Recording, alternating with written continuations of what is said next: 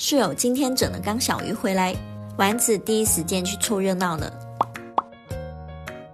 但萝卜糕看了一眼就走开，当时以为他不感興趣。結果當我們睡覺了以後，依家係凌晨5點幾，你睇下呢條友仔。半夜我被什麼動靜吵醒了，原來是這家伙在看魚，還妄想把魚掏出來。幸好室友有先見之明，買的是全封頂的魚缸。他真的看了一晚上了，我早上醒來的時候他還在看。室友還貼心的給他搬了前排的小板凳。